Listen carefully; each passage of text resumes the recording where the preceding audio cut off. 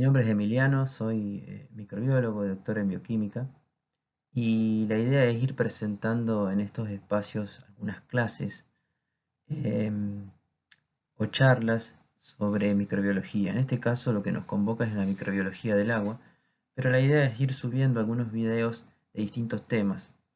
Y a quien le interese también puede proponer temas y, y tratar de preparar alguna clase para aquellos que les interese.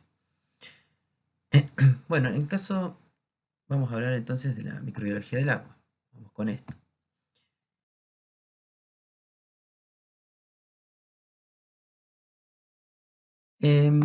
Lo primero que hay que tener en cuenta es que el agua cumple un ciclo en la naturaleza. Precipita a través de distintas formas de precipitación, se escurre a los ríos, arroyos y luego llega al mar. Está también en agua contenida en hielo y nieve, y también ocurre filtraciones a aguas subterráneas, ríos subterráneos. Y luego el agua también por evaporación y evapotranspiración vuelve a condensarse, formar nubes y vuelve a continuar el ciclo. El agua es un alimento esencial, fundamental para la vida, para los seres vivos. Está el 98% en los mares y 2% en agua dulce. Y también hay que tener en cuenta que un porcentaje mínimo está en los ríos, arroyos y en los organismos vivientes. Ahora bien, este ciclo natural tiene una gran capacidad de purificación. También arrastran microorganismos, por arrastre superficial, en partículas, en suspensión. Pero esta aparente abundancia del agua hace también que sea utilizado como diluyente universal y como vertedero de los residuos de toda la producción eh, y de la vida del ser humano. Entonces, el problema central, cómo interviene el ser humano en este ciclo del agua, es tomando lo necesario, pero también es un recurso renovable, pero finito, a escala humana en muchos ambientes hidrológicos. Y utilizarlo así como vertedero, lógicamente trae el conocido problema de la contaminación, con, la consecuente, con los consecuentes problemas para la salud. Enfermedades de origen hídrico como diarreas que sufren 2.000 millones de personas al año, afecciones gastrointestinales, infecciones distintas relacionadas también a los alimentos, a los que llegan no a través de agua contaminada. Esta acción antrópica sobre el agua y el ciclo del agua ocurre a través de distintos niveles, ¿no? Las excretas humanas producidas en las distintas actividades impregnan los suelos, las aguas residuales y los lodos de las depuradoras. Llegan a los ríos, eh, lagos, mares, al agua subterránea por filtración, como habíamos dicho, y al agua de riego también. Y a través del agua de riego puede llegar a las verduras, a los alimentos. Y del agua subterránea y de los ríos puede llegar al agua potable, porque de allí tomamos el agua necesaria para potabilizar. Entonces, y en los mares, la contaminación puede llegar a todos los animales, indirectamente también puede llegar al ser humano. Entonces, todas estas vías, distintos puntos de contaminación, confluyen en una contaminación que puede afectar al ser humano. Eh, por ello, los microorganismos que se generen y que lleguen a las aguas que van a ser utilizadas van a generar una contaminación. Y esto puede ser de distintas maneras. Por la propia biomasa, el desarrollo del microorganismo, también esa biomasa y el crecimiento del microorganismo en las aguas naturales puede llevar a la producción de toxinas, formar películas y olores y sabores desagradables. Es el caso de, por ejemplo, un ejemplo muy conocido, el de las cianobacterias, que producen floraciones en diques, lagos y generan consecuentes problemas de olor y también eh, interfieren también un poco en los procesos de potabilización. Y también puede haber patógenos, ¿no? Generando directamente enfermedades. Por eso, eh, fundamentalmente en el caso de la biomasa,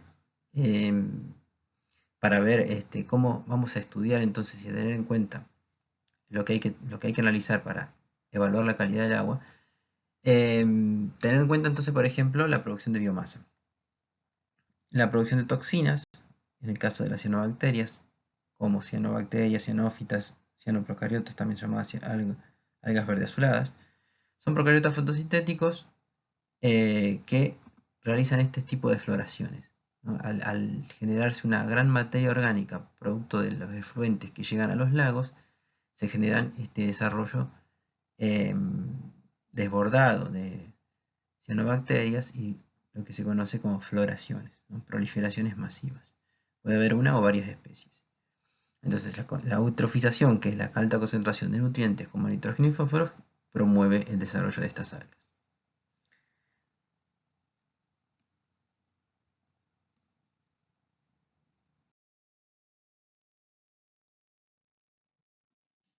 Pueden producir cianotoxinas, como las microcistinas, que son hepatotoxinas, y lipopoxisacáridos, que actúan como dermatotoxinas.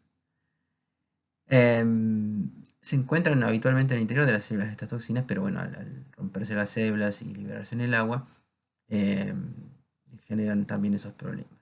Y los compuestos volátiles que generan mal olor, sabor a moho, un olor a orgánico, ese olor que característico de estas floraciones, es producida por la geosmina y el beta-metililsorboniol.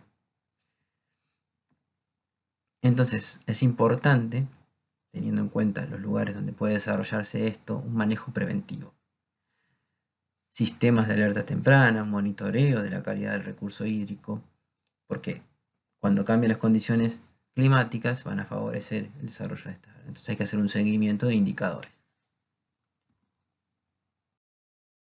Y en el caso de los patógenos, tenemos enfermedades que son transmitidas por bacterias, como el cólera, fiebre tifoidea, fiebre paratifoidea, disentería, diarrea.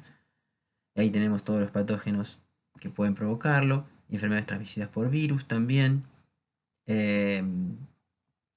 como polio, diarreas, los rotavirus. Y los parásitos, como la disentería mediana, giardia y demás.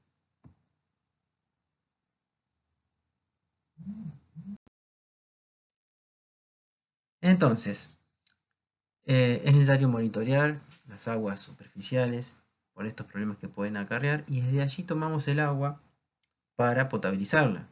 Entonces, es importante tener en cuenta cómo vamos a evaluar el agua potable. El agua potable es el apta para la alimentación y uso doméstico. No deberá contener sustancias o cuerpos extraños de origen biológico, orgánico, inorgánico o radioactivo en tenores tales que la hagan peligrosa para la salud. Deberá presentar sabor agradable, incolora, inodora, limpia, transparente. El agua potable de uso domiciliario es el agua proveniente del suministro público, del pozo o de los reservorios en los depósitos domiciliarios. Entonces, ese agua potable debe cumplir ciertas características físicas, químicas y microbiológicas. Desde el aspecto microbiológico, es que vamos a tener en cuenta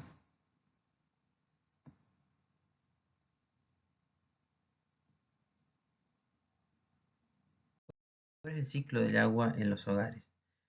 En primer lugar, ocurre un tratamiento, una desinfección, y luego el agua que es desechada como efluente desde del hogar es depurada para liberarse al ambiente. Entonces ocurre primero un proceso de potabilización, ocurre una captación en estos lugares y aguas superficiales que estábamos mencionando, ocurre una coagulación, una decantación, un proceso de cloración y alcalinización para que finalmente obtengamos un agua potable que se distribuye a los hogares. En los hogares es utilizada para los distintos servicios que presta el agua, este recurso, y luego los efluentes locales son tratados, reciben un pretratamiento como un tamizado, un desarenado, desengrasado, luego ocurre una sedimentación, aireación, clarificación para posteriormente eh, ser liberado al ambiente. Y en todo este proceso se va siguiendo la biodegradabilidad de lo que se está tratando y se va determinando la demanda biológica de oxígeno, la demanda química de oxígeno, lo que estaría indicando la actividad biológica que tiene. Entonces, ¿para qué evaluar el agua? ¿Para qué analizarla? Para evaluar la calidad del agua potable, del abastecimiento doméstico, la calidad del agua costera, del agua dulce destinada a recreación, detectar contaminación en cercanía a los pozos sépticos, analizar las partes de los pluviales del cuerpo receptor, cuantificar la influencia de descargas puntuales, plantas de tratamiento de líquidos locales industriales, a ver cómo está contribuyendo a la contaminación, a la alteración del recurso, los distintos efluentes.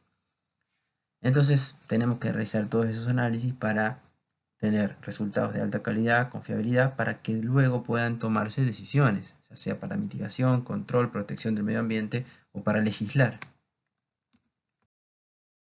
¿Cómo se toma la muestra entonces para llevarla al laboratorio y realizar estos análisis que son tan necesarios? En el caso de las muestras del grifo, la canilla como decimos acá, se deja de correr el agua 5 minutos y luego se toma en bolsas especiales de polietileno fabricadas para ese fin. También vienen en envases de 250 o 300 mililitros de plástico vidrio, tiene que estar esterilizado, una tapa hermética, boca ancha. En el caso de en las plantas de tratamiento se toma una muestra de 15 a 30 centímetros de profundidad de ese lugar donde se están decantando las materia orgánica, no hay que tocar las paredes. Y también cómo se transporta. Bueno, en el caso de transportarlo hay que hacerlo de manera refrigerada, no congelada, pero refrigerada en eh, unas cajas o conservadoras especiales. No se pone al sol y tiene que estar bien rotulada. Y en el caso, por ejemplo, de aguas superficiales, se toma, por ejemplo, de un río, en las zonas donde no fluya, donde el agua fluya, perdón, no en los márgenes. 20 centímetros de profundidad se puede recomendar, con guantes. Tomar una muestra única en un balde, cuando hay una alta variabilidad de la descarga que puede estar produciéndose en ese lago. Y también en el caso del lago, en la zona del centro del lago. Y bueno, en el caso de análisis biológico, se abre la tapa dentro del agua, se llena el frasco de 3/4 y se cierra. ¿Cómo podemos asegurar entonces la calidad del agua una vez que tenemos las muestras y necesitamos analizarla? Bueno, no es práctico búsqueda de cada microorganismo, no estamos buscando cada microorganismo patógeno de esos que enumeramos al principio que se pueden encontrar en el agua. Pero hay técnicas generales que nos van a indicar la contaminación o la presencia de patógenos. En general el agua no es un buen método de cultivo, lo que sucede es que las enfermedades se dan cuando el consumo se produce luego de un corto tiempo de haber sido contaminadas. Y las enfermedades relacionadas con la contaminación del agua tienen una gran repercusión en la salud de las personas. Las medidas destinadas entonces a mejorar esa calidad del agua van a proporcionar un beneficio significativo para mantener el control, la mitigación y tomar decisiones o políticas en consecuencia. Entonces, bacterias indicadoras de la calidad de agua tienen que ser fáciles de aislar, con un crecimiento en el laboratorio que sea fácil, y que su presencia está indicando cualitativa y cuantitativamente está relacionada a otros microorganismos patógenos que pueden ser de más difícil aislamiento. Entonces tenemos bacterias indicadoras, las mesófilas. Lo que se hace es un recuento de bacterias mesófilas. Todas las bacterias que son heterótrofas, aerobias o anaerobias facultativas, que capaces de crecer en un agar de medio nutritivo. Entonces esto nos permite evaluar el estado de los recursos de agua, la eficacia de un proceso de potabilización o la limpieza de las cañerías, por ejemplo, en la que se distribuye. Y también detectar cambios anómalos en algún paso de estos procedimientos, entonces se estaría indicando que puede haber algún foco de contaminación si eso se dispara, si hay un aumento en un determinado punto del muestreo. Entonces lo que se hace, por ejemplo, es el método de recuento del número de colonias, número de recuento de viables, en un medio de cultivo sólido. Entonces lo que se hace es una dilución decimal, diluciones seriadas, secuenciales, decimales, 1 en 10, o 1 en 9 según como esté representado, digamos. Y luego se vierte esas muestras en la placa y se realiza la siembra y la distribución de esa muestra sobre todo el agar. Y luego de la incubación se cuentan las colonias que se desarrollaron. Este recuento se hace, por ejemplo, de coliformes totales. Todas las bacterias de la familia Enterobacteriaceae son bacilos gram negativos, anaerobios, anaerobio facultativo, oxidasa negativo, no esporulado, fermentan lactosa con producción de ácido a 37 grados centígrados. ¿Cuáles son estas bacterias? Escherichia, Enterobacter, Klebsiella y Citrobacter. Bacterias indicadoras de la calidad de agua. Recuento de coliformes totales. Esto es un recuento presuntivo. Se hace con lo que se llama el número más probable. Es un método de numeración indirecta, basada en la interpretación estadística de crecimiento o no crecimiento observado en una serie de tubos. Se inocula una serie de tubos con un volumen definido de la muestra, volúmenes decrecientes, diluidos, cada vez más diluida la muestra, en el mismo número, y una vez que se cultivan esos tubos, se observa la producción de esos gases en una campana de Durkheim, como se ve aquí al costado, y se ve el crecimiento. Entonces, en base a los tubos que han crecido, tenemos una tabla en la que aquellos tubos positivos aparece un cambio de color y, como les decía, una formación simultánea de gas que se ve con una burbujita, ¿no? Una campanita que se pone dentro del tubo y se observa esa formación de gas. Ese es el tubo positivo. De acuerdo a los tubos positivos o negativos que no muestran estas características, se recurre a una tabla y se puede obtener un número más probable de los coliformes totales que están en la muestra original. Otras bacterias indicadoras son las coliformes fecales. Es una prueba confirmativa de los coliformes fecales. Fermentan la lactosa, producen ácido gas a 44 grados centígrados. Y los medios que se usan son, por ejemplo, el caldo Brila. ¿Qué crece en este indicador? ¿Cuál sería el indicador aquí? Escherichia coli. Pseudomonas aeruginosa también. Señala un deterioro de agua, de contaminación. Y hay otros como los sulfitorreductores o los enterococos. Entonces, ¿qué calidad de agua tiene que cumplir para que sea un agua potable? Según el Código Alimentario Argentino, el agua potable tiene que tener un recuento de microorganismos aerobios no mayor a 500 unidades formadoras de colonia por mililitro.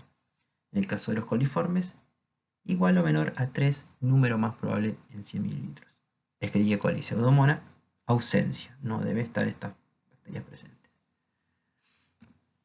Y para el caso de las aguas de riego, por ejemplo, si tomando los parámetros de la Organización Mundial de la Salud, tenemos distintas categorías con alguna variación en la tolerancia, ¿no?, de la presencia de estas bacterias. En el caso de la categoría A, que implica un riesgo para los consumidores y los trabajadores, por ejemplo, de los cultivos hortícolas o campos de deporte, los coliformes fecales tienen que ser menores a 100 por cada 100 mililitros.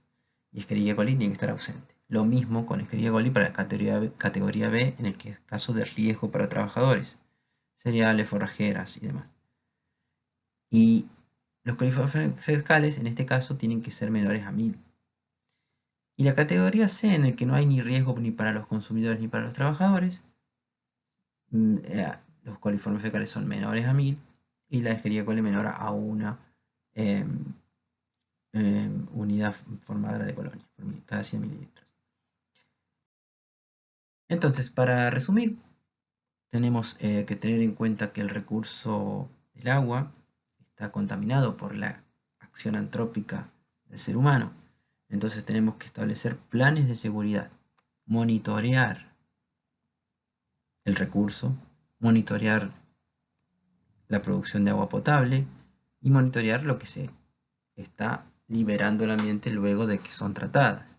Se realiza un plan de seguridad, una vigilancia, y entonces, una vez que se obtienen los recursos, los datos obtenidos a partir de estos análisis de agua, nos permite tener, bueno, un contexto y los datos necesarios para tomar, para intervenir, para mitigar o para decidir políticas que tienen impacto en la salud pública.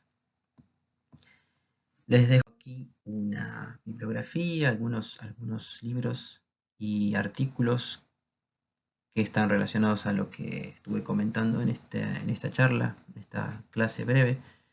Y Y bueno, la invitación es para que por ahí comenten, dejen su opinión y también si quieren que pongamos algún tema relacionado a microbiología que les interese, les puedo adelantar que eh, puede venir una clase de microbiología de la carne y bueno, después van a ir surgiendo distintos temas. También estaré leyendo los comentarios para ver si hay alguna propuesta que que pueda yo presentar otra clase que sea de su interés. Bueno, espero que les haya servido y nos vemos en el próximo.